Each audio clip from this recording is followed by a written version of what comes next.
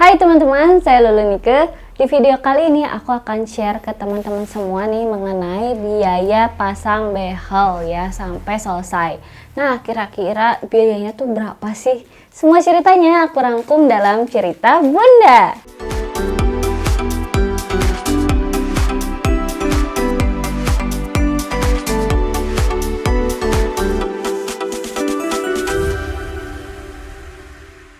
Jadi hari ini aku bakalan share nih ya ke teman-teman semua mengenai pengalaman aku saat pasang behel. Biaya-biayanya tuh berapa aja dan harus ngeluarin biayanya tuh buat apa aja sih gitu ya. Nah, jadi aku tuh waktu itu pasang behel tuh memang udah cukup lama ya teman-teman ya, dari tahun 2015 atau 2016 lah ya, aku juga lupa. Nah, terus aku bakalan share nih ya biaya apa aja yang harus dikeluarin. Langsung aja, yang pertama yang harus teman-teman lakukan adalah biaya konsultasi ya biasanya. Nah, ada beberapa dokter ortodontik yang pas kita konsultasi sebelum pasang behel tuh menggratiskan, ada juga yang bayar. Kalau bayar juga biasanya nggak mahal sih, biasanya cuma sekitar 50 atau 100 ribu aja gitu. Nah, yang kedua itu teman-teman adalah biaya ronsen ya teman-teman, biaya ronsen. Jadi pas kita konsul waktu itu sih aku dapatnya free ya, pas konsul itu free.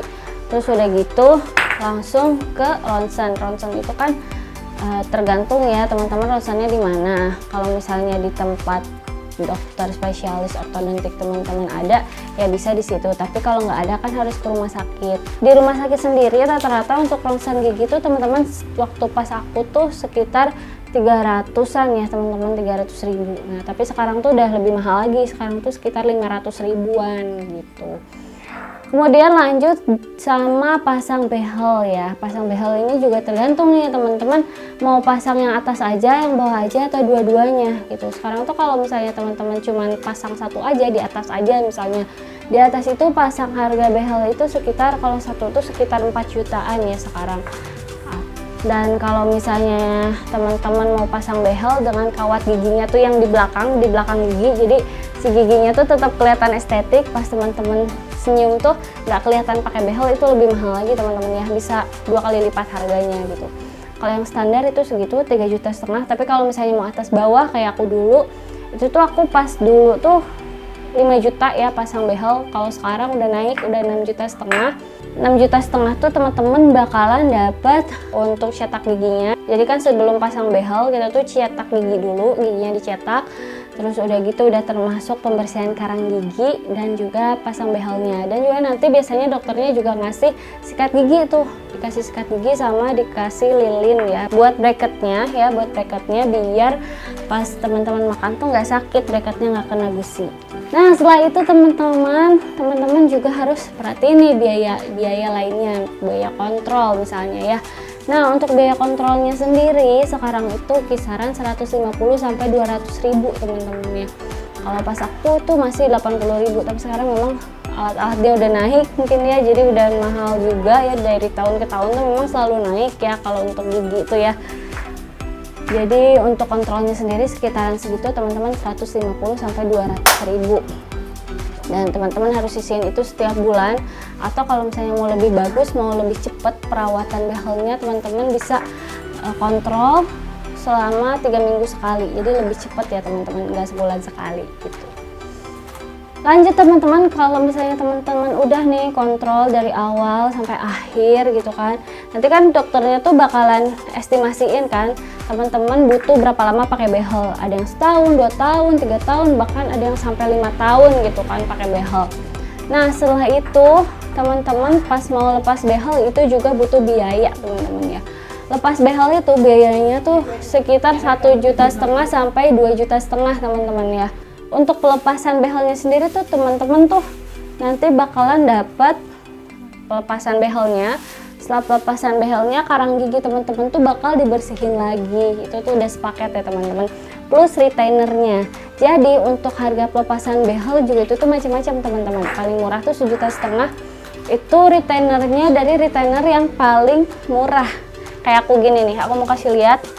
Nah, ini retainer yang punya aku ya teman-teman nih, kayak gini. Ini tuh harganya cuma 600 ribu ya dulu, sekarang tuh udah sekitar 1 jutaan. Nah kayak gini, dan ini aku pakai kalau mau tidur aja ya. Ini kalau dipakai tuh sebenarnya agak mual ya. Ini tuh dipakai tuh bakalan agak mual karena di sini tuh ada semacam kayak apa ya? Kayak bukan silikon sih, dia keras soalnya gitu kan. Jadi nanti tuh ininya tinggal dimasukin aja ke atas gitu. Jadi nanti ini kelihatan juga nih ada kawatnya gitu ya. Ya ada bagian atas dan bagian bawahnya kayak gitu. Kayak gini.